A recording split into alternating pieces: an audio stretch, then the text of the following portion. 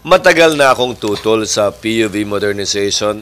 Hindi ito pinag-isipan, hindi ito pinaghandaan, at hindi tinanong man lang o pinakinggan yung sektor mismo ng PUV bago ito pinatupad sa nakaraang administrasyon. Sa mga regional director at mga legal nila, hindi ko po alam kung nagtatanga-tangahan po ba ito o mga tanga talaga o sinisindikato po nila. Para makapagparehistro ka, kailangan mo daw magbigay ng 50,000 pesos. Ay, yung iba naming unit, ayaw niyang iparehistro. Kaya yon yung isang operator namin, nagtangkang bigti, uminom ng Sonrox. File ko ng Senate resolution para isuspend na itong PUB modernization program. I will support your resolution, suspend temporarily. Pinapangalawahan na suspindihin muna ang jeepney modernization. Sir, pakidiretso na sir, pakiksa, gutom na ako. Bakit hindi nyo pinaburan ang local manufacturers natin at ang pinaburan nyo ay yung mga foreign manufacturers? Pakisagot lang po diretso. They are not able to file their application for enrollment within the period provided. Hindi totoo yun. Hindi Napakalaking kalokohan. Ang buwan ng hulog, magdedepende yan kung magkano ang down payment. Hindi ako maniniwalang sa 2.5, 30 mil ang hulog kada buwan kung 5% lang ang down payment, ha? Napaka-traidor talaga ninyo. Ang tinuro ko ay Mayor Sara Duterte na anak ni Pangulong Duterte na nagsabi na hindi raw niya yung papayagan sa Davao. Sabi ko, kumbinsihin niyo muna yung anak bago kayo magpunta sa akin. Ang modernization na to ay isang scam. Nakakaawa ang pondo ng gobyerno. Nakatik out na ang loan sa Land Bank at Development Bank of the Philippines. Bayad na ng gobyerno, ng pira ng gobyerno doon. Kompleto na yung kickback ninyo. Sino ang mag-shoulder sa bayaran sa bangko? Yung mga korporasyon like ng Churit at saka Cebu Peoples. At walang assurance yung nagpa-consolidate na talagang after 7, 8 to 10 years extended na magbabayad sa utang, ay mabubuhay pa yung pamilya nila. Ay nakaikot lang sa pagbabayad ng utang sa mga modernized minibus.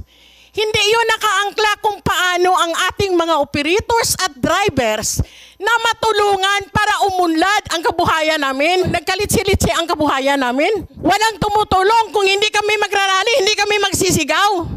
Hindi kami pakikinggan. Nung last hearing natin, ito binabasa ko lang, uminit ng ulo ko eh. Pasensya na ha. Bigay ka ng bigay ng deadline sa consolidation. And yet sa route plan, palagi nyo inaasahan yung LGU. Bakit palaging LGU?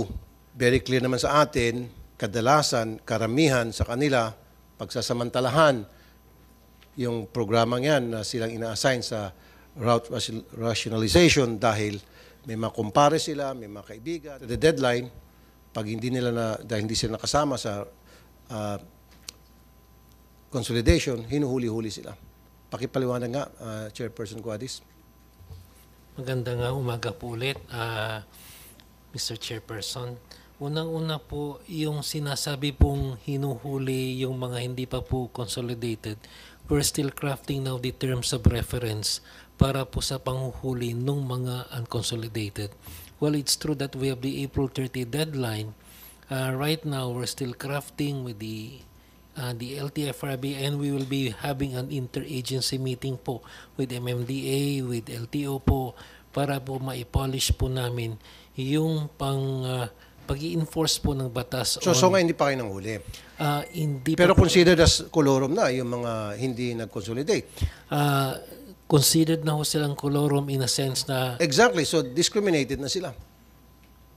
Kasi siyempre, hindi sila consolidated. Hindi sumunod dun sa sistema ninyo. So, they're considered as colorum. Tama? Tama po, yun eh. Mr. Chairperson. Bibigay ka ng deadline sa consolidation, pero dun sa route rationalization, walang deadline. Dapat magkasabay yun kung tutusin. Bakit kasi kayo umaasa palagi sa LGU? Dapat ang mas nakakaalam dyan, yung mga jeepney operators, yung mga jeepney mismo, because they're flying that route for so many years now. Mas familiar sila sa mga rota. And then, in coordination with you sa LTFRB, pwede kayo mag-usap-usap, tutulungan nila kayo para sabihin ko ano yung mga rota na malakas, yung rota na hindi, rota na bagay na ibigay kanino, kung sino-sino. Hindi yung palagi kayo umaasa sa LGU. Hindi talaga maganda, sir. Before this PUB modernization, marami na ako tatanggap na reklamo, maging sa tricycle, na kung saan yung LGU pinapaboran yung gusto ng paboran. Kung minsan ginagawang negosyo ng mga taga-LGU, yung mga rota. Di ba? Silang mag-o-open ng mga prangkisa para, of course, sa pagkikipagsabuatan, hindi naman po ikaw, pagkikipagsabuatan sa ilan sa inyong tiwali dyan sa LTFRB. Hindi dapat palagi umasa sa LGU. So ngayon, sir, direct to the point. Pwede bang yung binibigay niyong deadline, tablahin muna natin, is that possible? Or makiusap kayo sa Malacanang, o at least man lang extend? Kasi nagbigay ka na April 29, di ba? Was that April 29? April 30? May deadline ka April 30. So ngayon, yung mga hindi na pag-consolidate, they're considered as colorum. Samantalang sa route rationalization, walang deadline. Ginagawang negosyo ng mga taga-LGU. Totoo yan. Alam mo yan. Huwag na tayo maglukan pa rito. Di ba? Yes. Kaya nga sabi ko, si Ms. Simbrano, she did agree with me, na hindi talaga maganda kung iasa na lang palagi sa LGU. Nagsasabuatan, yung LGU, pasensya na, LTFRB. Kami talaga mula Kongreso hanggang dito, nakikipaglaban sa kaba at kahirapan para lang makag-flight papunta dito para maisigaw yung aming problema at may paabot sa Senado. Kaya napakalaking pasasalamat namin, Mr. Chair, na nakaabot kami dito sa Senado ngayon. So gusto kong ilapag ulit at paninindigan na ang LPTRP ay kasabwat at connivance talaga LTFRB DOTR. Kasi ito ang pagkakaalam ko sa simpleng bilang ordinaryong tao. Ang programang ito ay binubuo ng LGU, DTI, Security Exchange Commission, CDA, LTFRB, DOTR, at saka yung mga modernized group o kung mga transport group na sumasang-ayon sa modernization. Yon ang pagkakaalam ko sa istorya ng modernization na to. So kaya yung programa at plano na ginagawa nila ay talagang magsisilbi sa personal na interes nila. Ikalawa, yung LPTRP sa Bacolod, hindi yon pinag-aralan. Alam yan ng dating konsihal, si Konsihal Dindo Ramos, na ina-approve lang yon sa Sangguniang Panglungsod ng dahil sa kagustuhan ng mga modernized group na i-approve ang loan sa Land Bank. Kasi number 1 requirements yung LPTRP sa loan ng Land Bank para makapag-loan ng mga bagong sasakyan. Pero sa totoo lang, ang programang ito ay nakaikot lang doon sa mga ahinsya ng gobyerno na tinutukoy ko na. So, sila lang yung nagkuro-kuro sa programa. Talagang hindi ko alam yon. 2017, 2006 pa akong nag-operator. Hindi ko alam ang programa sa ground. So, ang napilitan na lang kaming tumindig. Mag-organisa sa sarili namin para may paglaban at maisigaw yung aming mga karapatan. Kasi walang makikinig na gobyerno. Ang sa Bacolod ngayon, mula 2022, 2023, hanggang ngayon, sa 2024, ilang bisis na kami nag-represent. Doon nag-apiran sa Sangguniang Panglungsod. Yun ang sinasabi ni Chairman Guades na binabase niya doon sa approval ng Sangguniang Panglungsod at mga transport group. Sino? Sa Bacolod, yung Asinso Cooperative na binubuo ng Stone at Bibakda na mga tauhan ni Mayor Albi. Yun ang pinapakinggan ninyo. Wala kami doon. Hindi kami pinatawag doon sa public hearing at never na nangyari ang public hearing sa LPTRP. Kasabay na dyan lahat, pati sa mga province na gusto ninyong magsasagawa ng LPTRP. Ngayon, para sa amin, ano ba ang kabuluhan sa modernization na to? Na hindi naman kaming operator ang nakabenepisyo dito. Ngayon, ang problema ngayon ay para sa akin bilang simpleng operator at leader ng transport group ng Kinitco, ang sa pagtingin ko, ang modernization na to ay isang scam. Ang programa at plano binubuo lang doon sa ahensyang binabanggit ko. Nakakaawa ang pondo ng gobyerno. Nakatik out na ang loan sa Land Bank at Development Bank of the Philippines. Bayad na ng gobyerno, ng pira ng gobyerno doon. Tapos kompleto na yung kickback ninyo. Sino ang mag-shoulder sa bayaran sa bangko? Yung mga korporasyon like ng Churit at saka Cebu Peoples. Sila ang mag-shoulder sa babayaran doon sa bangko. At walang assurance yung nagpa-consolidate na talagang after 7, 8 to 10 years, extended na magbabayad sa utang, ay mabubuhay pa yung pamilya nila.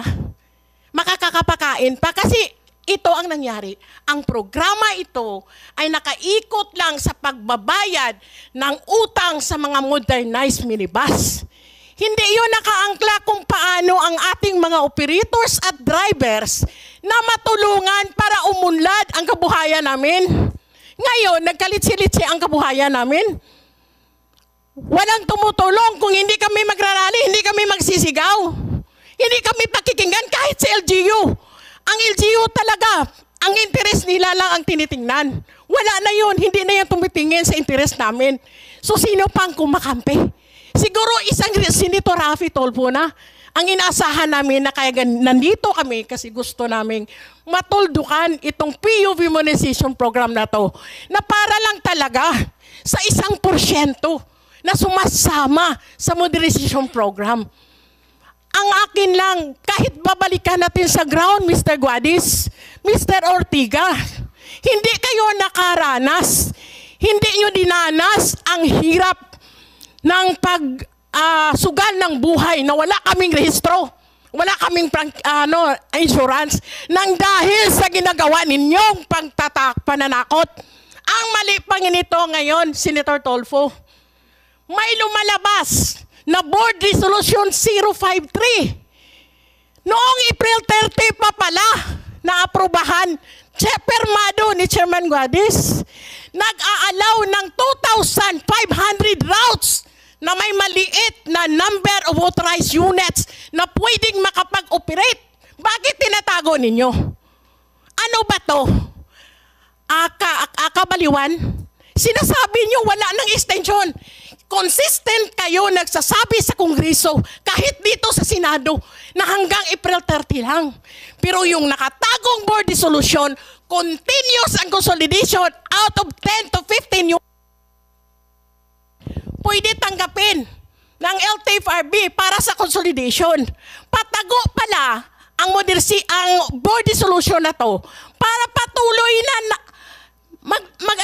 mag-maneuver na i-reach out yung 81% na consolidation to justify the President BBM na suportahan ang programa nila. At suportahan ang pag-phase out sa aming mga traditional jeepneys. So ngayon, nakatago pala yung board resolution. Inilagay ninyo ang public safety, public interest ng ating mga commuters. Inilagay ninyo sa alanganin ang mga buhay namin at pangkabuhayan namin na pwede naman pala kaming makapagbiyahe without any need of consolidation application. Napaka-traidor talaga ninyo. Yung board resolution na yan, nasa website po ng LTFRB. From the time we enacted it in April 30, nakalagay po yan.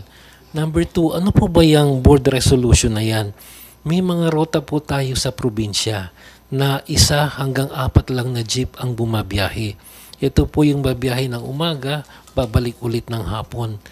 Ang concept kasi ng consolidation, Mr. Chair, is there should at least be 15.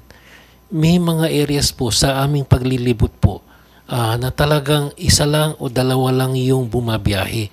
In these areas na recognize namin yan, if we require them to consolidate, wala hong patutungan yun dahil talagang kukunti.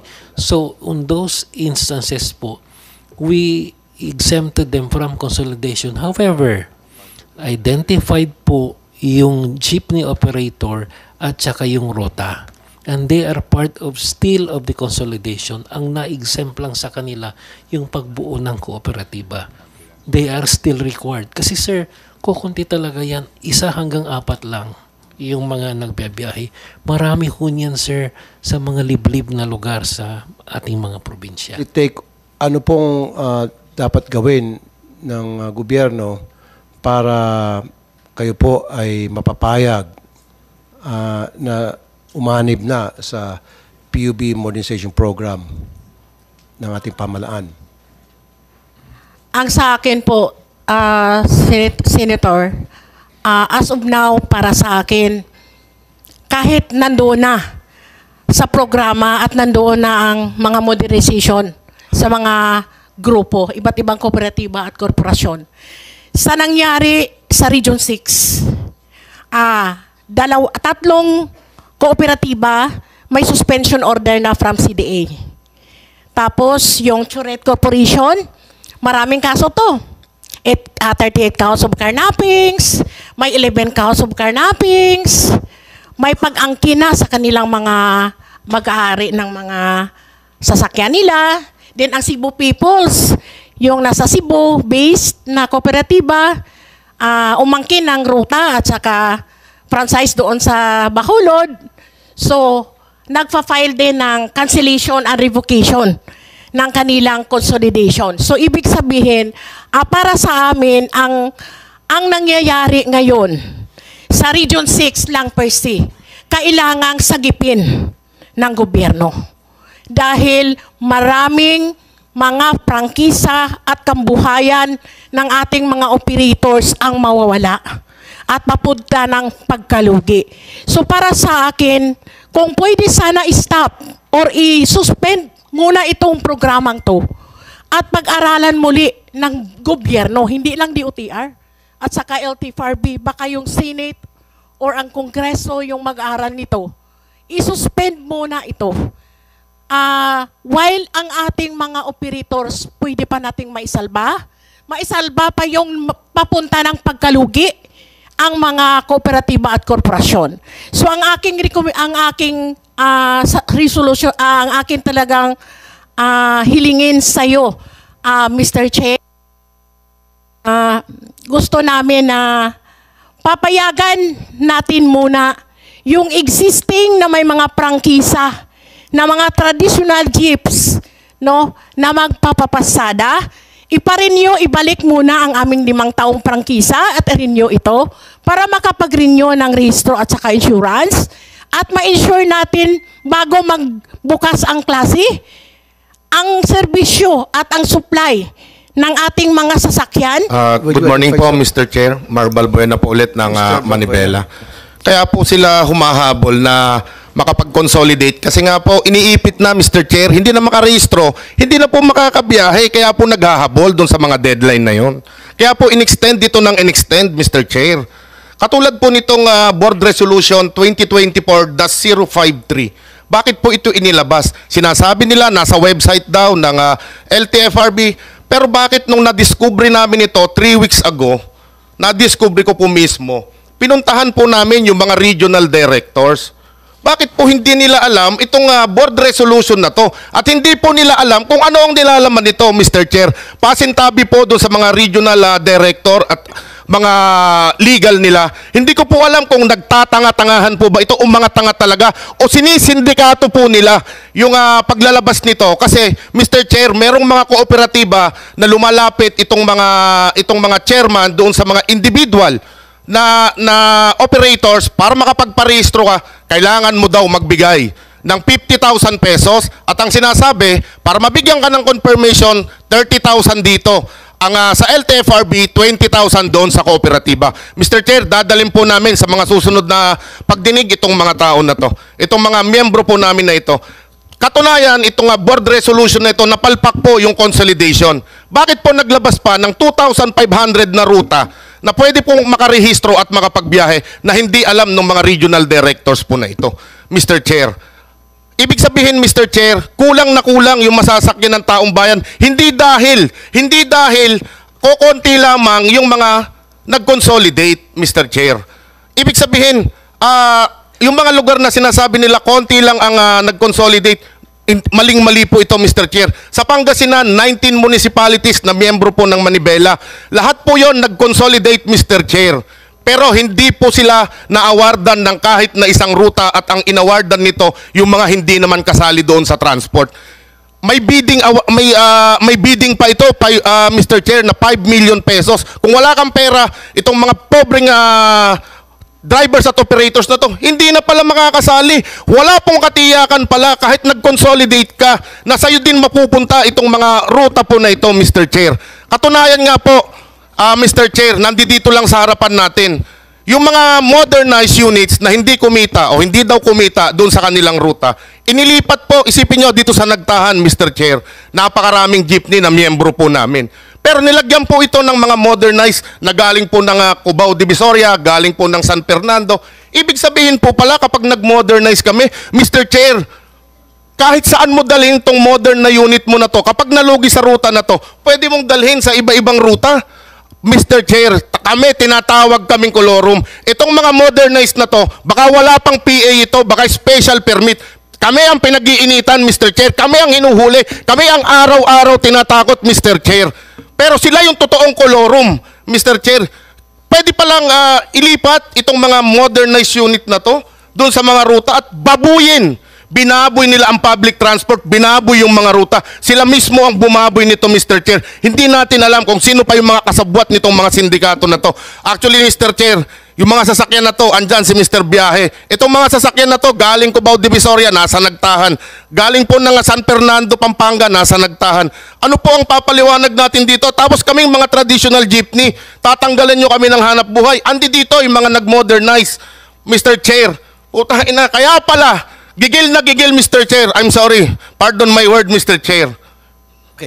Mahigit 400,000 pala ang komisyon, Mr. Chair, ng isang modernized unit. At yan ay napatunayan doon sa pagdinig sa Kongreso, Mr. Chair. Thank you, Mr. Mar. Gusto ko rin marinig yung para maging fair din tayo rito, doon sa mga nag-consolidate, pabor sa modernization, si Mr. Ed Cumia. Tama? Mr. Cumia, meron kayong reaction sa mga napag-usapan na dito kanina? Good morning, Mr. Chair. Good morning, Senator Ejercito. Sa mga government agencies na nandito, sa mga kasama ko sa transport sector, cooperative and corporations, good morning sa ating lahat. With all due respect, dun sa aking mga kasama po dito, iba't iba kami ng mga grupo. Pero isa lang po ang aming layunin lahat, ang mabuhay ang aming pamilya, mabuhay lahat ang aming magkaroon ng maayos na kabuhayan. Bagaman hindi kami nakakalihis paminsan-minsan ang direksyon na aming tinatahak. I for one ay complainant sa PUBMP na nag-start. Hindi nga ako pinapansin ng CDA noon kasi mareklamo po akong tao. But I insist, I need an explanation. Again, inaral ko po yung programa. Maganda ang layunin ng programa. Maganda ang intensyon ng programa ng PUBMP para sa sektor. Pero po yung appreciation, doon po nagkakaroon ng pagkakaiba. Yung pag-appreciate natin ng sustansya ng programa, hindi lahat natatanggap. Kasi nga po, I acknowledge, Mr.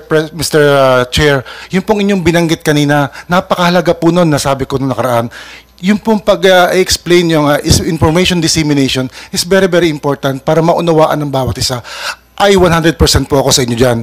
Kaya nga po ang Tindig Calabarzon together with the NFTC and Arangkada NCR, mula po nung magkaroon po tayo ng first hearing, kami po ay nag-usap na magkakaroon kami ng programa na kung saan ilulunsad namin, hindi po kami humingi pa ng tulong sa government, pero sana may pondo pala, baka mabigyan po kami. Ipapakita po namin yung ganda ng programa, ipapakita po namin sa mga co-op na nagtagumpay, na nagkaroon ng magandang epekto para sa kanila, para po mas maunawaan ng lahat. Again, ang CDA po, ngayon lang lumilitaw. Siguro po sana, matulungan din niyo sa CDA. Ang OTC nandiyan din. Sana magkaisa, magkaintindihan. Ako po, bilang sa Tindig Calabarzon po, kasama po ang kooperatiba, kasama ang corporation. Nasaan ang corporation? Kaya ko po ginawa yung namin na pinagsama po namin sa isang samahan yung corporation. Kasi bakit po? Doon po sa capacity building, hindi po kasama ang corporation doon. Dahil po sila ay under ng Securities and Exchange Commission, kung saan wala namang bahagi ang SEC upon registration, kung paano sila matuturuan, ma-educate, kung paano pagagandahin ang takbo ng kanilang negosyo, financial aspect, governance, at marami pang ibang bagay. Kaya po kami, OTC, bakit ba hindi natin baguhin? Baka po, Mr. Senator, sa tulong po ninyo, makapag-craft po tayo ng batas to amend ang batas ng OTC, gawin siyang authority to include the corporations para kapag may pa-seminar sila, hindi excluded ang corporation. Pero sa kaalaman, hindi sila kasama. Sayang po yung yun po yung nakikita kong butas, pero hindi ibig sabihin nun may mali. Kasi kahit ang buong sistema ng gobyerno, maraming mali. Pero dapat ba natin i-collapse ang gobyerno? No. We have to shield yung mga butas na mga may mali sa programa. That's the same way with this program. Maganda po ang programa, ang esensya. Bakit po? Ako po personally, kami po sa Montalban, 100% consolidated. May transport po ng mga jeep, magkakasama kami sa council, nag-meeting kami noong nakaraan, lahat po yung tumatakbo, wala po naman naiiwan doon. Pero mayroon pong modernized, lahat din tumatakbo. Normal yung mga aberya, normal yung konting banggaan, konting samaan ng loob. Part of life, part of the business. Pero at the end of the day, magkakaibigan tayong lahat. May programa tayong sinusunod, may hanap buhay tayong magandang gawin. Hindi ako pinautang ng DBP. Galit ba ako sa DBP? Masama ang loob, pero hindi galit. Pero yung mga sabi kong pinautang niya, tama, part do sa hindi mga nakapagbayad. Pero ako po, I am proud to say, Metro Comet ay meron na pong 132 modern units. Hindi naman po China, Isuzu made. Pero ano po yung ibig sabihin nun? May nagreklamo ba lahat po nabibigyan namin yung programa na nabibigyan namin sila ng incentives yung aming mga miyembro. Maayos kami. Pero kami yun, dahil kami yun eh. Kung paano namin ibinibigay yung mga benepisyo na para sa kanila. Pero dapat po maturuan ng CDA, maturuan ng OTC, paano ang corporation? Ibahagi po natin sa kanila yung pagtuturo para maituro din na maayos, mabigyan. Kasi naiintindihan ko po lahat ng sentimento ng aking mga kasama rito. Naiintindihan ko rin po ang sentimento ng mga kasama natin sa Manibela. Pero ibig pong sabihin, hindi pangit ang programa. Kung paano, that the Region 6 is only part of the Philippines. Napakalawak ng buong Pilipinas para ibagsak yung programa ng PUB modernization. That is isolated cases na pwedeng matulungan sa ibang aspeto. Maganda po ang PUBMP. Salamat po at magandang umaga. Mr. Comia, I do agree with you na wala namang perfect na sistema. No? In your case, nagawa nyo ng paraan na para maging maayos yung kooperatiba, yung ganyang consolidation.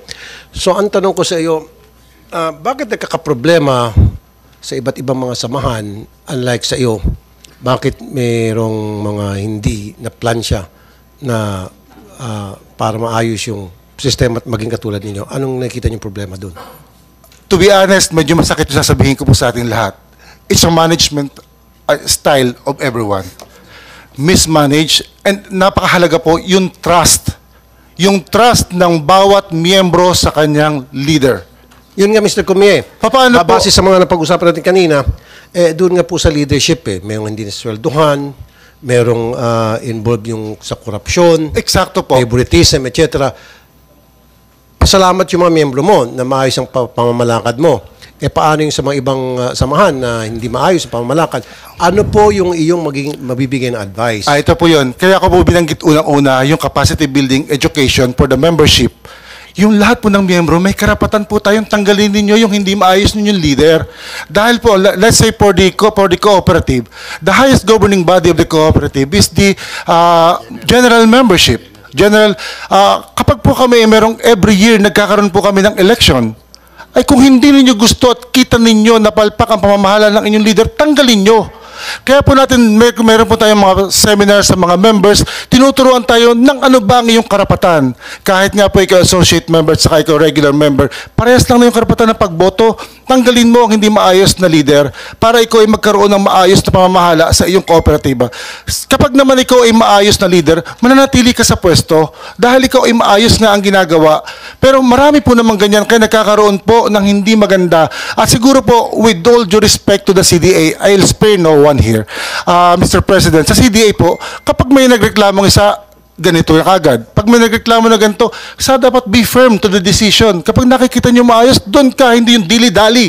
Ang bagal ng sagot, parang inabot na ng taon. Pero pinakamahalaga lang naman makukuha sa CDA is yung karapatan na mabigyan ka ng COC.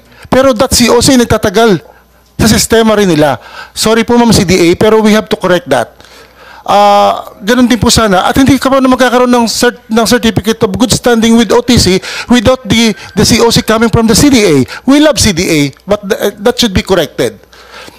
Sabi nyo kapag hindi maganda pamamalakad, Mr. Cumia, ng leadership sa isang kooperatiba, tanggalin. Bakit hindi ginawa nitong mga nagreklamo rito? They seem to be helpless. Anong Mr. Chair, siguro po, napakaganda po ng tanong at siguro po alam na natin lahat ang sagot dyan. Sila po yung mga leader, bakit nga po ba hindi sila nawawala sa pwesto? Siguro po, baka hindi rin properly educated ang lahat ng ating mga members. Siguro po, dapat po, kanya-kanya po itong treatment ng management po eh. Siguro po, hindi naman po lahat kami ang may kasalanan. Hindi naman po lahat ng mga grupo dito. Siyempre po, ina-acknowledge nga po natin yung pagkakamali din po ng ating nasa gobyerno eh. Siguro nga po, paano ba yung butas na dapat mapatsihan ng ating LTFRB, ng ating DOTR, ng iba't iba pang agency? Yun po dapat nating alamin sa bawat lugar dahil po bawat po lugar ay may kanya-kanyang problema. Sa Region 6 iba po. Dito po sa NCR ay iba. Sa iba pong region ay iba. Siguro po baka matulungan. Hindi ko po sinasabing tama yung aking sinasabi. Siguro po tingnan sa approach sa bawat areas dahil magkakaiba po ng route. Again po, tama din po kayo dun sa route. Magkaiba naman po kasi yung payag po ko dun sa sinasabi nyo na ang mga local government dapat nagiging hindi bagay. Ako po ay isa sa pinsala ng LGU. 3 LGU yung aking dinaanan. Pero hindi ko po ito inireklamo. Sumulat po ako na maayos at mahinahon sa LTFRB. Awa ng Diyos. Hindi pa po sinasagot ng LTFRB hanggang ngayon. Pero bakit po yun? Dalawang LGU pumayag. Doon sa isang dulo, hindi pumayag dahil masikip daw yung daan doon at maraming tao. Kaya po maraming tao, we need to serve those people. Okay. Kailangan ng sakyan. Ngayon po, yun nga po ang tawag po doon sa magkaiba po yung consolidation, ang approach, at magkaiba po din ang approach para naman po doon sa tinatawag natin na LPTPRP. Bakit po? Kasi ang consolidation po isang step kung saan dapat kami mag-consolidate, magkasama-sama. Hindi ka naman nawawala sa ruta kahit pa po wala pa yung LPTPRP. Yun nga po, Mr. Cumia, sa first step pa lang consolidation, nagkakaproblema na eh. Yun yung sinasabi ng mga tumututol sa consolidation. Hindi mo kasi okay ka, kung akong tatanungin, I don't know, siguro dapat mag-seminar sa iyo, yung mga taga-gobyerno, mag-seminar siguro sa iyo, yung mga ibang nagkakaroon ng problema sa consolidation because it seems to me na mukhang maayos yung pamalakad mo. Pero sa first step pa lang, consolidation, nagkakaproblema na agad eh. Hindi na address agad ng taga-gobyerno natin, LTFRB. That's where the problem comes in. Ang daming tataas na kamay. Interesado ako dito kay ma'am. Ma'am, lapit kayo rito. Sino po kayo? Identify yourself po. Kanina pa si ma'am kasi taas ng kamay. Identify yourself, ma'am. Hello po. Anong pangalan niyo po? Si Aurea Hussein po ako. Aurea, Ma'am Hussein. Saan grupo kayo? Member po ako ng Metro Rizal. Metro UB Rizal? Transport Service Cooperative. Okay. So, kagaya po ang tanong kanina, sir, ninyo. Ang sabi ni sir, bakit hindi po tanggalin daw ang mga opisyal? So, I was once part of the board of directors ng Metro Rizal. So, yung pong chairman namin, dineclare po kaming non-MIGs dahil po sa pagsagot namin sa mga inquiries ng mga operator members namin. So, sila po kasi ang nagde-determine ng kung sino po ang magiging members in good standing at saka hindi. Opo. So, for sure, kukuhain niya yung mga taong boboto para sa kanya. Kaya po kahit po meron ng nailabas noon sa Kongreso na 9.5 million na nawawala na hindi po ma-explain ng chairman at saka ng manager.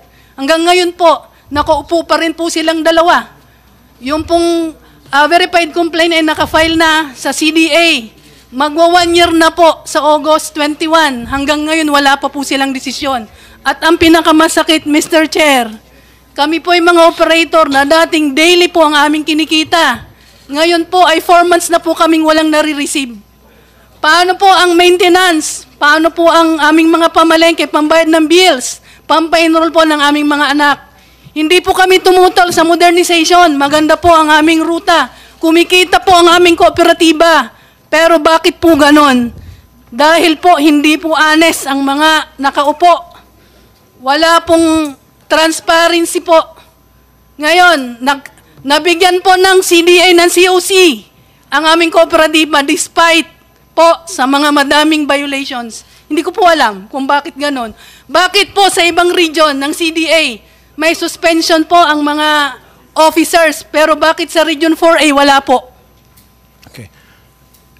Pagbigyan ko si yung isa na lang. Itong si, anong pangalan niyo po, sir? Yung naka-red, naka-stripe. Anong grupo po kayo, sir?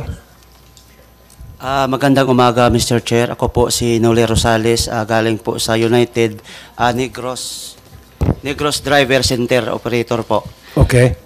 Yung sinususugan ko lang po kay Sir na sinasabi, dahil may kakulangan po dito yung CDA sa tingin namin. Dahil ito po yung katunayan na mayroon na po na sinuspended na mga opisyal, pero hanggang ngayon po ay nakaupo pa rin bilang opisyal ng mga kooperatiba. Hindi po alis-alis ng CDA ang kanilang order. Ito po yung napapatunay na may order na yung CDA, pero hanggang ngayon nasa opisina pa rin ang mga opisyal na inorderan na 90 days preventive suspension. Ito po yung problema. Anong grupo po yan, sir, na nabigyan na ng suspension order pero hanggang ngayon nakaupo pa rin, walang ginawa yung ating... Region 6 po, United Negros Transport Cooperative po. Okay, so meron suspension order pero hindi ini-implement? Hindi po na-implement hanggang ngayon. Yung mga opisyal po, nakaupo pa rin. Okay. LTFRB, pakisagot po. Mr. Chair, sa CDA po yan, hindi po sa LTFRB. Sorry. Sino dapat sumagot? Ayun pala, sorry. Si ASEC Mirla Paradillo.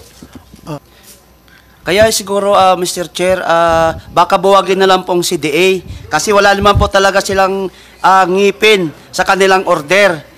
Masaya pa rin po yung mga kumukilimbat ng pera ng mga membro, hanggang ngayon po pumapistaw pa rin. So kung gano'n yung pong sagot ng CDA, bakit kailangan pa natin silang bigyan ng malaking papel para i-implement ang order nila? So, alam mo pa, Mr. Chair, ang sabi nila, magtayo po daw sila ng management committee para daw i-take over yung cooperative na to. At saka, mag-re-elect sila ng mga bagong opisyal. Hanggang ngayon po, naghihintay yung mga biktima dito. Wala pong kahit isang tugon itong ang CDA. Kaya nga, pinaabot na namin ngayon dito, buti nga na napag-usapan, dahil kung ganyong tindig ng CDA, useless po yung opisina nila. Buwagin na lang ito kung gano'n yung sagot ng opisyal ng CDA. Okay. Bago ang lahat, Senator Cheese. Sir, kailangan talaga yung committee na itatayo ng CDA para po makapag-General Assembly at makapag-election ng panibagong magti-take over. Dahil nga po, lahat ng officers ay suspended. Paano magkakaroon ng General Assembly? Paano magkakaroon ng botohan? Samantalang kapag nakita ng isang leader, tulad ng ni Mr. Comia, merong isang mga membro dyan na hindi sumasang-ayon sa kanya, pwede niyang alisin at any given point. Ang sasabihin lang niya, hindi ko gusto yung ugali mo, hindi na maganda yung karakter mo, tanggal agad. Pero, yung mga tao, mahirap magpatanggal ng leader. Si leader, madaling magtanggal ng tao. Nagets niyo po? Yes po. Doon sa lahat na suspended na mga officers, yun po yung itatayong committee na sinasabi niya para po magkaroon ng General Assembly at yung General Assembly ang magde-decide sino ang uupo. Kaso po yung General Assembly, tuta din ni official Di ba? Paano magkakaroon ng General Assembly? Yun ay planted ni official, planted ng presidente ng samahan. So meaning po ang mga members niya ay siya pa rin ang iboboto. Correct. Exactly. Tanong mo, sagot mo. Sir, hindi na po namin yun, paano ba, kasi kailangan meron talagang documents. Kaya ikaw mismo nakita niyo yung problema. Yes po. So ang akin lang dito sa PUB Monetization Program, pinag-isipan niyo muna na mabuti. para minadali ito eh. Hindi nyo nakonsulta lahat ng stakeholders eh. Hindi nyo, ang ginawa nyo kasi, ang kinukonsulta nyo lang palagi, LGU, LTFRB, DOTR, kayo-kayo lang. Hindi nyo kinonsulta yung mga mismong people sa ground.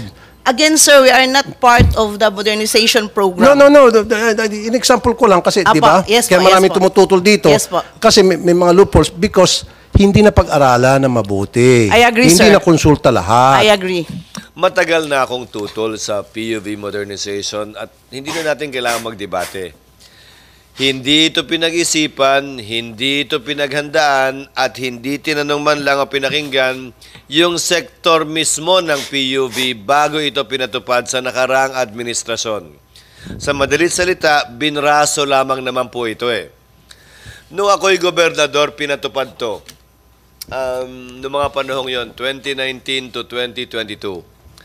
Tinutulan ko po ito. Hindi ko pinapasok ang DOTR sa modernization nila sa aming lalawigan ng Sorsogon. At nung pinapuntahan ako ng USEC ng DOTR nung panahong yon na gobernador ako, ang tinuro ko ay yung panahong yon, Mayor Sara Duterte na anak ni Pangulong Duterte na nagsabi na hindi raw niya yung papayagan sa Davao. Sabi ko, kumbinsihin niyo muna yung anak bago kayo magpunta sa akin. Kasi kahit si then Mayor, now Vice President Sara, ay tutol po dito nung siya'y Mayor. Parang pagtutol ko nung gobernador ako. Huwag na natin ulit-ulitin. 2.5 million yung pinakamura. Lahat ngayon sira na. Puro gawang China at gawang Russia. Ba't hindi tinutukan at binigyan ng pansin yung mga gawang Pilipino mismo? Nakalikha pa ng trabaho at hindi pa nabura yung kultura, tradisyon at kasaysayan na nasa likod ng ating PUV. Yung mga kwadradong parang minibus na binibenta ng DOTR sa nagdaang administrasyon, hanggang ngayon, sa totoo lang, walang kaamor-amor sa akin eh. At sa totoo lang din, kasaysayan din namin, ginamit ng kooperatiba, Mr. Chairman, gumastos ng humigit kumulang 300 milyon yung isang kooperatiba namin sa Sorsogon, sumugal. Sa mahigit kumulang 40 yata o 50 minibus na binili nila, mga 8 na lang ang tumatakbo ngayon. Pinagkahuyan na rin yung mga nasira. Kulang nga ng paghahanda. At bilang panghuling punto, Mr. Chairman, sa halagang 2.5 million kada isa, saan naman kukuha ng pambayad nun yung operator o yung driver? Kahit anong computation ang gawin ninyo para mabayaran yung buwan ng hulog sa isang PUV na 2.53 million ng halaga, kahit maganda ko ba yung driver, kulang po ang 24 na oras ng pamamasada para mabayaran yon na may kita pa rin yung operator at yung driver. Ang solusyon dito, Mr. Chairman, sa panig naman ng ating gobyerno, mulat mula ang solusyon naman dito, pinansyal eh. Paano nyo mabibigyan ng sapat na kakayahan ang PUV, driver at operator para mabili itong sinasabi nyong malinis, moderno, mas maayos at mas maganda? Hanggat hindi po sapat ang financing, kahit anong puwersa nyo na magkooperatiba yan, para lamang makabili ng mga sinusubo ninyong galing China at galing Russia, hindi po talaga uubre. At isa pa po, saan na napunta yung tradisyon, kasaysayan at kultura natin kaugnay sa jeep? Hanggang ngayon po yung mga ambassador natin, pati po ako bilang Senate President ngayon, yung ibang mga senador natin at kongresista, ang pinapamigay po ay yung simbolo pa rin ng jeepney hanggang ngayon dahil parte na ito ng kultura at kasaysayan ng ating bansa. Isang ganun, buburahin nyo? Sino kayo? At sino nagsabing may kapangyarihan kayong burahin nyo ng ganun-ganun na lamang? Kaya pinapanukala ko, Mr. Chairman, buwang paniniwala ko na mayoriya ng mga senador ay sumusuporta sa pagsuspinde ng modernization program na ito. Kaya imbis na panukalang batas o dagdag dito, makakapagpasa tayo agad ng resolusyon expressing the sense of the Senate na hinihiling at pinapanawagan sa Pangulo na ito'y pansamantala munang suspindihin hanggat hindi nasasagot lahat ng mga katanungan, lahat ng problema at lahat ng kwestyong pinansyal kaugnay ng modernisasyong ito. Buwang pag-asa ko, Mr. President. Dahil na rin sa mga naging posisyon ng Pangulo sa kanyang zona, partikular kaugnay ng Pogo, may isang bagay na pinakita si Pangulong Marcos kahapon. Siya'y nakikinig at siya'y sensitibo sa pulso at opinyon ng ating mga kababayan. At bilang inyong mga kinatawan sa Senado, sa pangunguna ni Chairman Raffy Tulfo, paparinig natin at ihahatid natin sa kanya yung pulso, pananaw at posisyon ng mas nakararami nating kababayan na ipagpaliban muna ito. At sana dinggin niya tulad na naging posisyon din ng Senado sa Pogo, yung ating posisyon kaugnay nito nang hindi na kailangan intayin pa yung susunod na SONA. Kasi kaisa nyo ako, Mr. Chairman, at suportado ko ang posisyong yan kung inyong iyahain ng resolusyon kahit po sa darating na linggo. Yan ay resolusyon lamang naman po. Kapag makakuha tayo ng mayoriyang pirma, tutulungan ko kayo makakuha ng mayoriyang pirma. Agad naming maipapasa ang panawagang ito ngayon o sa darating po na linggo.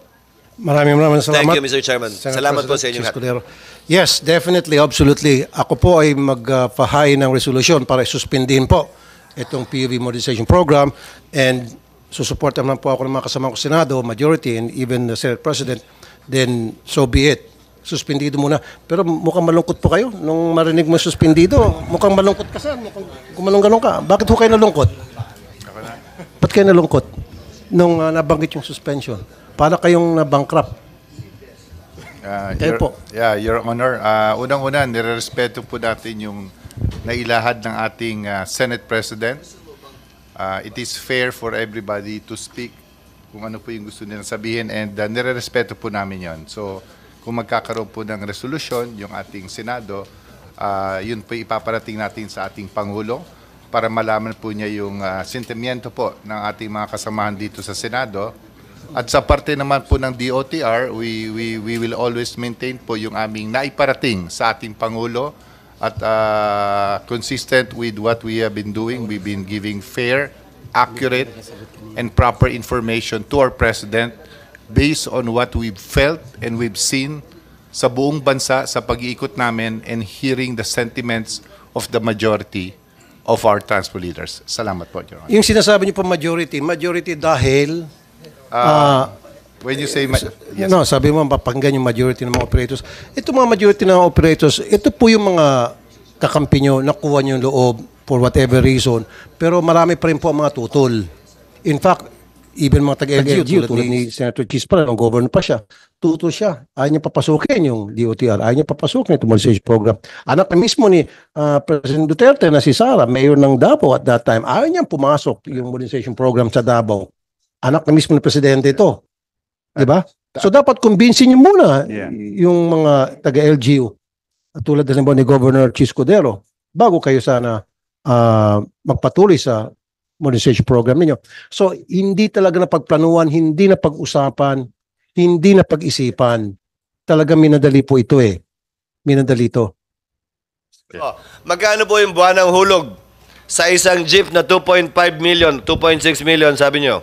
Magkano po ang down payment? Magkano po ang buwan ng hulog? Kayo po, dapat alam niyo po yan. Dapat masagot yun ng diretso yan, ha? As per info po, yung mga depende po sa 7 years or 6 years na ina-attain nila, mga 25 to 30,000 po. Magkano po ang down payment? Ang down payment po, 5% po. Sir, ang buwan ng hulog, magdedepende yan kung magkano ang down payment. Pag nag-down payment kayo ng 50%, edi mababa ang kada buwan na hulog nyo. Kung 5% ang down payment nyo, edi napakalaki ng buwan ng hulog nyo. Hindi ako maniniwalang sa 2.5, 30 mil ang hulog kada buwan kung 5% lang ang down payment, ha? Give me, sir, the actual computation. Game, 2.6 million, 5% is 130,000 down payment. O yung balance ng 2.6 million na 2.44 million divided by 5 years. Magkano po yun? Sir, ayun. Mr. President. Wait, who are you, sir? Mr. President, my name is Ed Comilla po, Metrocomet Transport Service Cooperative representing the Tindig Calabarzon. Sir, wag muna, sir. Tinatanong ko, gobyerno. Kung pinlano nyo ang programang ito, ano yung nakikita nyong window of down payment? Hindi naman po pwedeng negosasyon lang to sa party nila. Kayo po, ano yung programa ninyo ng financing na iaalok niyong abot kaya sa ating mga chopper at driver? Okay, bago niyo sagutin yan, I would like to recognize the presence of Senator Tolentino, our Majority Floor Leader. Senator Tolentino. Sir, what is the down payment and monthly in your program? Yeah. Huwag depende sa kanila, kayo naman. Dapat may chart kayo nito eh. Yes, sir. Please. Mr. Chair, may I be allowed to answer the query Go ahead. of the good Chairperson Senate Guadis. President? Sir, before you answer, what is the role of LTFRB in the financing aspect of the PUV modernization? Kayo nagbibigay po ng prangkisa sa kanila. Alam ko yun. Yes, Mr. Kayo Chair. ginagamit para sakalin sila na kung hindi maporma yung kooperatiba, hindi kayo sumunod sa modernisasyon, hindi na namin kayo bibigyan ng prangkisa. Ano ho ang papel ninyo kaugnay ng financing? Mr. Chair, Yes, please. kami po ang nag-i-endorse ng equity subsidy na ibibigay ng gobyerno sa bawat jeep na mag-avail ng Narinig ko na rin yan. modernization, Magkano yung equity subsidy which is nyo? 280,000, Mr. Chair, per unit. Magkano po ang pondo ninyo para dyan? For now ho, ang pondo namin is 1.3 billion po. Ang Magkanong binigay. unit ang kaya nyong pondohan at bigyan ng equity share? Ilang unit po? Ikumpara nyo sa ilang libong jeepney na gusto nyong i-phase out lahat. Magkano po yung budget nyo para sa equity share? Yung sinasabi nyo mahigit 1 billion, i-divide nyo ng 200, magkano ka mo? 30,000, 80,000, o ilang unit po yun?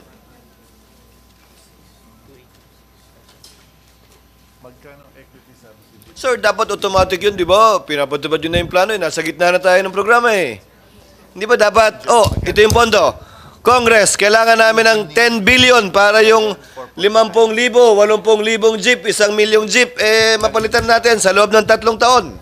Di ba? Automatic dapat yun, sir. So tell me, how many jeepneys does your fund or can your fund provide na may bibigyan kayong equity contribution? Your Honor, if I may be allowed while they're looking at Yes, numbers. sir, please. For next year po, ang DOTR was asking for 4.9 billion pesos. This is an amount equivalent to staggered po yung ating i-modernize na almost 150,000 because the modernization of the vehicle po will end up to 2030 po. It's like 25, 26, 27. So mga 6 na taon po yon. So ang ginawa po naming hinihingi sa ating mga kaibigan sa Senado at Kongreso is the amount na in-stagger po or hinati po in 6 years yung 150,000. At saka po, yung dami po next year will not really be as equal sa 6 years, ngunit parami po yung requirement. Kaya po palaki po yung hihingi namin. And with due respect po, your Senate President, Please, yung hiningi po namin is just enough na alam po namin na mag-modernize sa ating transportation sector. Thank you po. Then, sir, let me ask you this. 230, sir, 280 ang equity. Mas malaki pa. So, 280,000 times 150,000 kamo ang jeep, di ba? Tama. Tama po ba yung figure? Sabi niyo po, Yusek, 150,000 ang jeep. Sir, ang sabi niyo po kanina, 150,000 ang jeep, di ba? Yes, Mr. Chair. Times 280,000. So Yes. magkano na po ba ang pondo ninyong ina-allocate sa modernization para sa equity mula nung nagsimula itong ginagawa nyo? How many billion? You talked about 1.8 billion kanina. So, may pondo ba bago nun? May pondo bang sumunod nun? Sa kabuuan po, magkano? Sir, again, these figures should come automatic to you. The total amount of money you need to provide equity contribution for 150,000 jeepneys is 42 billion.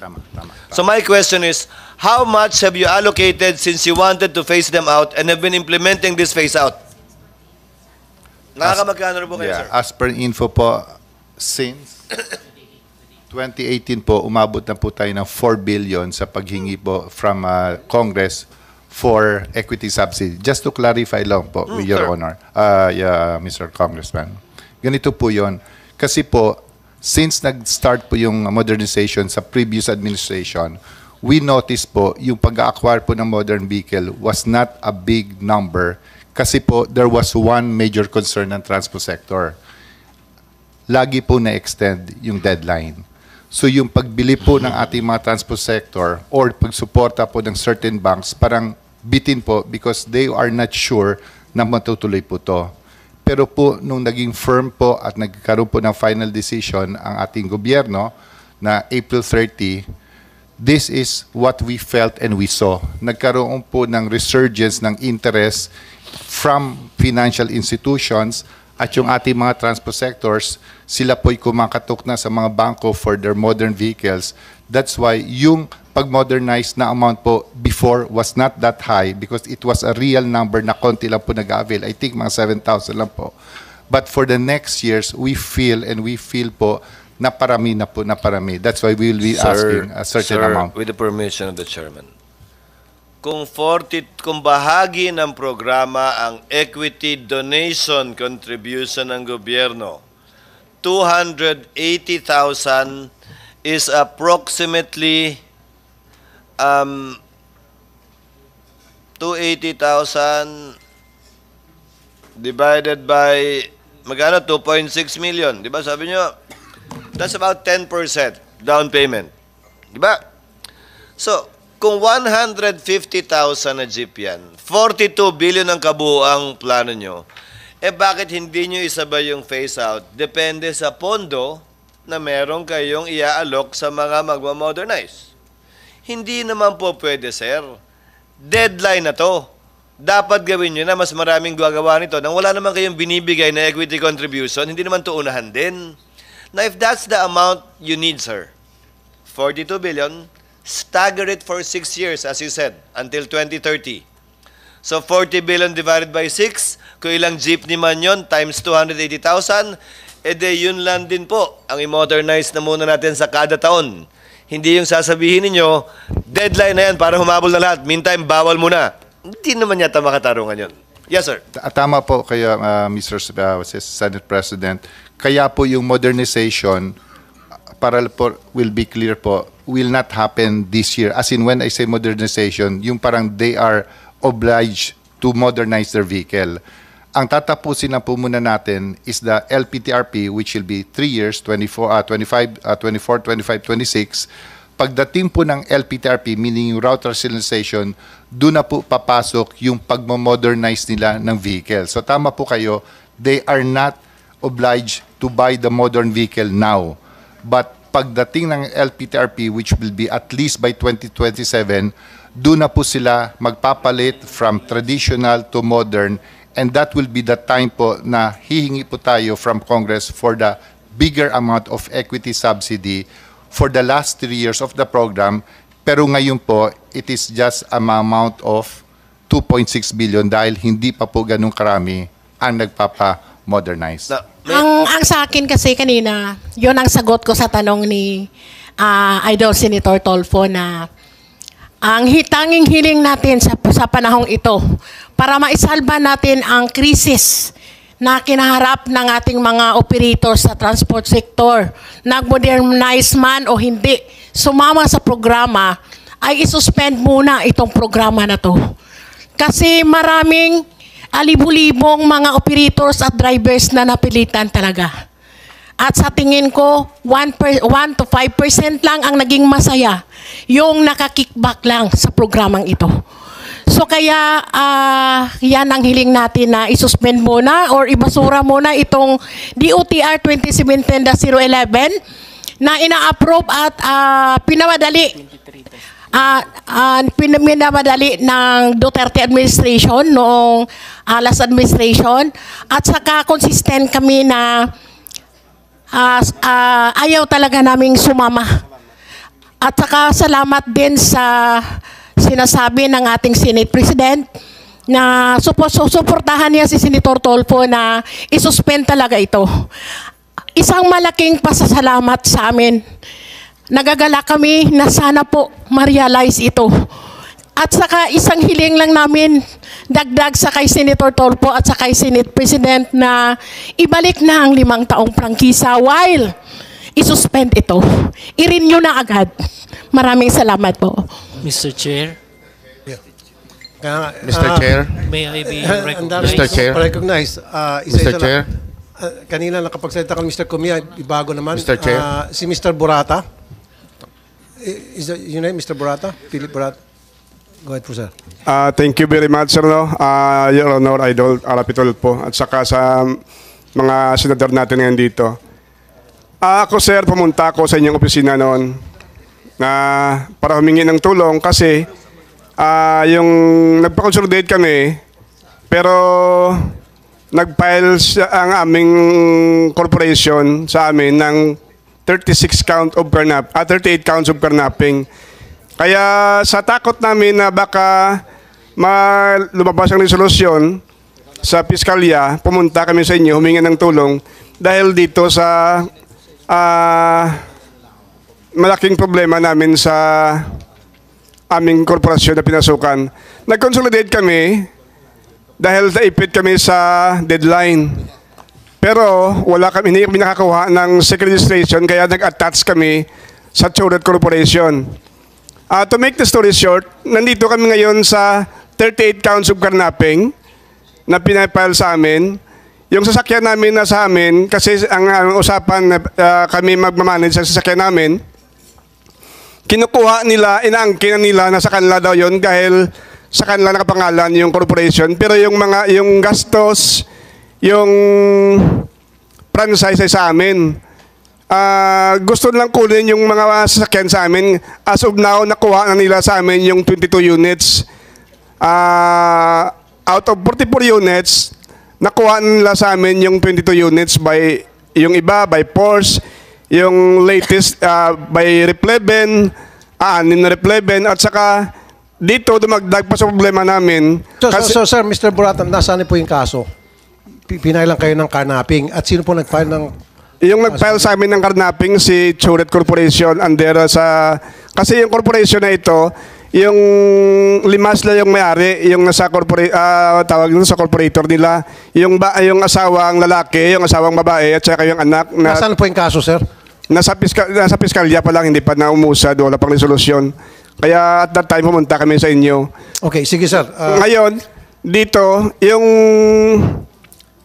yung Bitaw Head sa Bacolod, hinuli yung mga sasakyan namin nakabiyahe at saka in-impound. Pagkatapos sa impound, kinabukasan, itinuro-over niya siya sa Choret Corporation dahil sabi niya, may mga statements siya na isa raw akong notorious daw na baka isa akong notorious na carnapper sa Bacolod at saka yung mga sasakyan nakapangalan sa amin.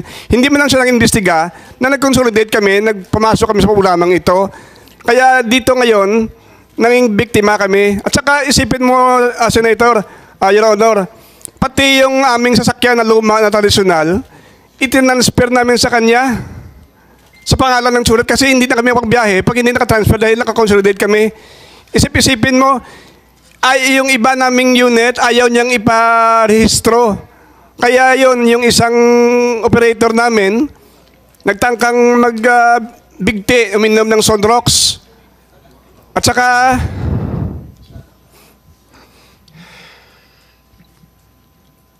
sorry. Saka, ayaw niya kami, dahil ayaw sumunod sa gusto niya. Ngayon, gumasto kami ng milyon, halos lahat, ginagawa niya para maipit kami. Yung Bitaw Head sa Bacolod, kinuha yung sasakyan. Isipin mo, sabi ng LTFRB, wala siyang kapangyarihan na mag-impound at saka kumuha at saka i-turnover yun sa Choret Corporation. Para na siyang police, para na siyang may court order na ginawa yun. Isipin mo, to be honest lang, in fairness sa mga tradisyonal, dahil lang daw yun sa wala kaming business permit sa city. Pero isipin mo, to be fair, yung mga traditional jeepneys na tumatakbo sa lansangan doon sa mismo sa ruta namin, walang franchise, walang restro, walang insurance. Bakit hindi hinuli? Kami lang talaga ang pinipersonal. Kasi may utos ito sa korporasyon. Para siya na yung police power ng corporation. Ginamit niya yung posisyon niya as Bitaw Head para sa amin. Mr. Burata, okay.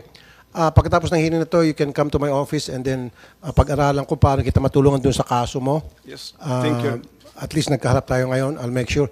And then since ang pinag-usapan natin yung modernization program dahil maraming tumututol, then palagay ko I can get a majority support from my colleagues the pagpapile ko ng Senate resolution para isuspend na itong PUB modernization program na ito. Role po ng ating mga government financial institutions while we are in the process of fixing all of these problems, ay palagay ko, tama naman po ang mungkahi. Mr. Chair, I will support your resolution together with the Senate President that we suspend temporarily while we are fixing, the government is still fixing all of these three problems that I have identified. Thank you, Mr. Chair. Thank you, Senator Ernesto. Senator Tolentino. Mr. Chair, I associate myself fully with the motion given by the Senate President and the supplemental motion given by Senator Ejercito. Naniniwala po ako na marami pa palang butas na dapat ayusin. Halos kilala ko po lahat ang personalities na naririto sa habang panahon ko po. Sina Boy Vargas, sa habang panahon ko po sa lansangan, nung ako po ay MMDA. So naniniwala po ako ngayon that it would now appear that this is a bureaucracy-initiated crisis seeking a bureaucratic solution. So sa ngayon po, yung mungkahi ni Senate President, nagmula po sa mungkahi ng ating chairman, Senator Tulfo, ay aking pinapangalawahan yung motion ni Senator Ejercito na suspindihin muna ang Jeepney Modernization Program. In the meantime, while all other heads are looking for the appropriate formula to seek ways to end this bureaucratic-made crisis. Maraming salamat po, Mr. Chairman. Thank you, Senator Tolentino. So, taking into consideration the motion of the Senate President to consider this matter for further study, the Chair deems it proper to suspend this hearing, and therefore, I will file a resolution to suspend the modernization program. So, wala na po na PUB modernization program, suspended po muna yun. Wala na po. But anyway, sige, meron pala ako isang tanong, Mr. Chair. Sa BOI, nandito man taga-BOI? Board of Investment, meron ba? Yes, Mr. Chair. Kanya ko pa gustong tanongin ito, nakakalimutan ko lang. Ayon kay Mr. Francisco, Mr. Elmer Francisco, nagbigay kayo ng 9 billion pesos sa mga foreign manufacturers para mag-locally produce ng mga sasakyan dito sa Pilipinas. Right? Is that an accurate statement? Yes, okay. Mr. Chair. Tuloy ko. Tapos, hindi sila nakapag-comply. You follow me? Tama pa rin? Hindi sila pag-comply. Yes or no lang? Per our information, two were able to enroll in the program. And, in short, hindi sila nakapag-comply. They complied, Your Honor. They comply. Mr. Chair. Nakapag-comply sila. However, nung humingi sina Mr. Francisco sa BOI para sa programa na ibinibigay nyo sa mga foreign manufacturers, dinecline nyo. Pinapaboran nyo yung mga foreign investors, foreign manufacturers. And yet, yung mga local, ayaw niyong pagbigyan. Bakit? Corruption ba itong pinag-uusapan natin dito? Mr. Chair, per the IRR of EO 182 or the CARS program, a separate MC must be issued providing for a period within which to apply for enrollment in the program. No, sir. Yung mga foreign manufacturers, pinapaboran nyo na mabigyan ng tig 9 billion pesos para mag-produce ng mga sasakyan dito sa Pilipinas. When in fact, meron na tayong mga local manufacturers na who's been doing this kind of thing. They've been in the business for 77 years, sabi pa nga ni Mr. Francisco nung last hearing. And yet, hindi nyo sila kinonsulta, hindi nyo sila pinaboran. Sila dapat ang inuna ninyo kaysa yung foreign manufacturers. Bakit? May sagot ako dyan. Dahil may kickback kayo pag foreign manufacturers, especially from China. Pag sa local, wala kayong kickback. May expose kayo. Yun eh. Kaya palagi nyo pinapaboran itong mga foreign manufacturers tulad ng China at Russia because malakas magbigay ng kickback mga to. Yun lang yun, sir. Mr. Francisco, gusto kayo sabihin, sir? Yes, Mr. Chairman, salamat po. Yan po yung tinatawag ng CARS program na noon pa po, nakikipagpulong kami, pabalik-balik ako sa opisina ni Asek Mulong Manlapig na head ng CARS program. Tinatanong ko, di ba, bakit yung mga foreign manufacturers, binigyan mo ng 9 billion, dalawang foreign manufacturers? So 18 billion po. 18 billion. Kasi 27 billion yung budget eh. Meron pang isang slot. Bakit ayaw nila ibigay sa amin? Paulit-ulit ang kami doon. Tinatanong ko, wala akong makuha ang sagot. Wala akong makuha ang sagot. Bakit? Bakit ayaw nyo bigay sa local manufacturers? Hindi ko naman inaangkin yun. Ako nga, totoo lang, hindi naman ako humihingi ng ayuda galing sa gobyerno. Dahil 77 years na kami gumagawa ng jeep, ako 32 years na personally, hindi naman kami humingi ng miski isang piso galing sa gobyerno. Pero bakit yung foreign manufacturers, binigyan nyo? Kami hindi. Si Mr. Saraw nandito, binigyan ka ba na 9 billion? 9 pesos? Wala rin. Walang binigay sa amin ni piso. Hinihigi namin yon. Ngayon, after nung first na nandito tayo na nag-hearing, nagkaroon ng consultation. Kumontak sa akin si Yusek Aldaba ng DTI. So, para magkaroon ng usapan. Diba? So, ang hinihingi namin ngayon is, like, for example, localization ng parts and components. Para lahat ng components dito natin gagawin sa ating economic zone na ginagawa sa Camarines Norte. So, yun yung hinihingi natin, localization ng parts. Pwede ba kaming mabigyan ng BOI nang hindi kami humingi ng higit pa doon? Pero yung katulad lang na binigay nyo sa foreign manufacturers, pwede bang maibigay nyo sa local manufacturers? Yun ang tanong natin. Okay, BOI.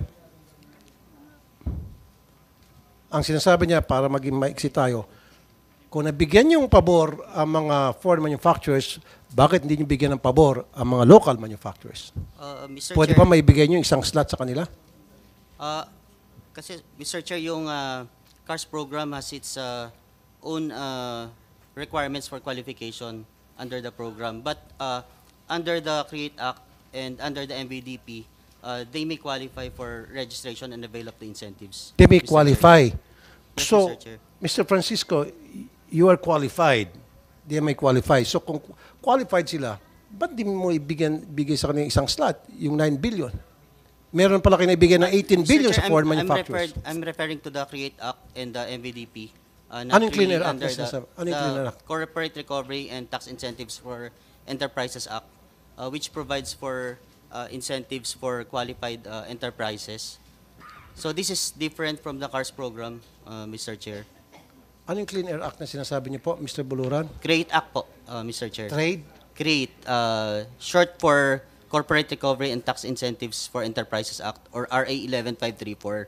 So Okay. under this law po, those activities that fall under the Strategic Investment Priority Plan may qualify for registration and avail of incentives under the CREATE Act po. Okay. Hindi ba kayo nag-avail, Mr. Francisco? Wala pa silang ganon, Mr. Chairman.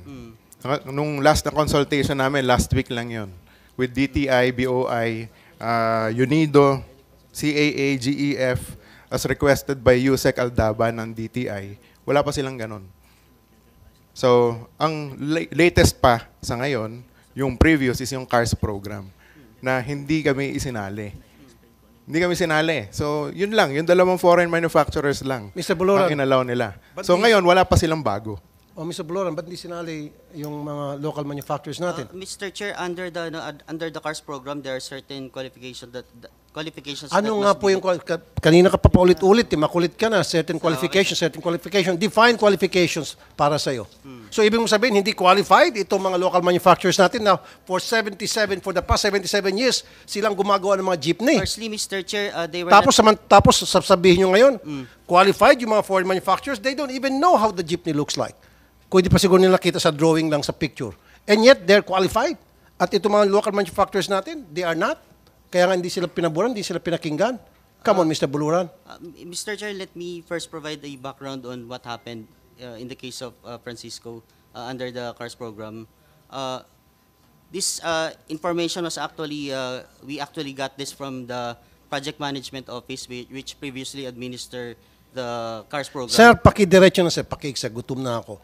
Bakit hindi nyo pinaburan ang local manufacturers natin at ang pinaburan nyo ay yung mga foreign manufacturers? Pakisagot lang po diretso. Mr. Chair, Bakit po? according to the PMO, they were not able to file their application for enrollment within the period provided.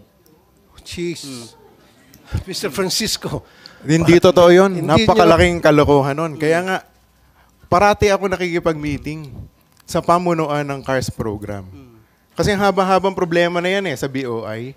So, sa tagal namin, napakahaba na ng history namin. Ilang palit-palit na ng mga tao sa BOI. Kasi mula 1990s pa lang, iniipit na kami ng BOI. So, what can we expect? Diba? Alam mo, Mr. Buluran, napaka-flimsy, shallow yung binigay mong reason kung bakit hindi sila qualified because they didn't beat the deadline.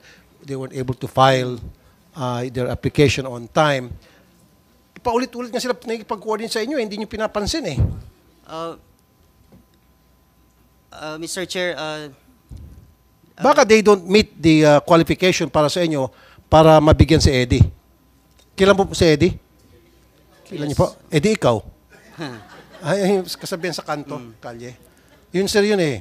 Hindi, kanina, sorry sir palaging pinapaboran ang mga foreigners, foreign investors, foreign manufacturers, kaysa sa local. Although I'm not against sa mga foreign investors, pero dapat nasa tama lang. In this case, dito sa Jeepney Modernization Program, pinapaboran yung mga foreign manufacturers because merong kickback. Kita mo, 2.4 million pagkamahal-mahal na sasakyan. Samantalang pag si Mr. Francisco, magkano kung sakali yung inyong jeep na gagawin? Yung tunay na jeepney natin, 1,997,000. Kaya humihingi kami ng ganyang incentive galing sa gobyerno para mas lalo pa natin mapababa yung presyo. Yung 1,997 na yun, bababa pa yun ng mga 30 to 40% when we localize all of the components. Meron tayong capabilities. Hindi na natin kailangang i-prove yun. Lumabas ka lang dito, makikita mo yung mga orange na tumatakbo dyan ng mga Pinoy. Kami may gawa nun. Simula 1970s, hanggang ngayon tumatakbo pa rin. So ang kailangan lang namin ay kung hindi kami tutulungan ng gobyerno, ay wag lang kayo magpabigat. Yun lang hinihilig namin. Pero kung makakatulong kayo sa amin, mas makakabuti yan para sa mga operators natin. Kasi bababa ng husto yung presyo, marami tayong mabibigyan ng trabaho ng mga kapwa natin Pilipino. Yun ang pinakamahalaga dito. Kaya ibigay natin sa mga foreign manufacturers na sila yung nagkakaroon ng trabaho. Yung kita, dun pupunta sa bansa nila. Dapat dito sa atin, parang umunlad yung bayan natin. It's our chance to modernize and to industrialize na tinatawag. Yun yung pinakamahalaga dito. So, kami, noon hindi kami humingi ng pera. Pero binigyan nyo yung foreign manufacturers. Dapat, bigyan nyo rin kami. Yung local manufacturers. Hindi lang para sa akin. Pati si Mr. Saraw. Nandito. 77 years na kaming gumagawa. Tapos tatanungin nyo kami kung nagka-qualify kami. Di ba? Parang hindi natin ma-connect Walang connection. Qualification, dapat nga, nung nag-consultation kami nila, Yusek Ortega, yung sa bagong COC, nag-request ako, dapat meron tayong grandfather clause. Ano yung grandfather clause? Dapat merong konting incentives, yung mga 50 years or older na gumagawa ng mga sasakyan, na ibang, yung certain requirements, dapat i-waive na Parang hiningan mo yung Filipino citizen ng birth certificate. Parang ganon. So, ba't mo kami hihingan ng mga requirements na iba na hindi naman kailangan? So, ang nire-request ko noon kay Yusek Ortega, susunod kami doon sa PNS. Bigyan mo kami ng COC, pero accept mo na kami doon sa requirements na Muten academic. Kasi ang tagal-tagal na namin gumagawa ng mga sasakyan, then sasabihin mo, hindi kami nagko-qualify. Sigurado ako kung sumasakay ka ng public transportation, nakasakay ka sa isa sa mga gawa namin. Or mas marami pa. Kasi lumingon ka kaliwat kanan, ang daming gawa ng Francisco Motors. Always, sir. Yes, always. Tapos hindi kami nag-qualify. Yeah. Kaya Mr. Buluran, excuse me. Mr. Buluran, nakaka-insulto nga naman na sila yung gumagawa ng mga jeepney natin dito. Sila nakakaintindi kung paano gawin yung traditional jeepney natin. And yet, sila ang ayaw niyong suportahan. Ang susuportahan nyo, foreign manufacturers na gagayahin yung jeepney natin na they will come up with the jeepney na yun ang gagamitin natin dito. So, in short, parang lokohan, sir eh. Lokohan. Papaboran yung local versus sa, papaboran yung foreign versus sa local, samantalang itong local, pagkatagal-tagal na ginagawa yung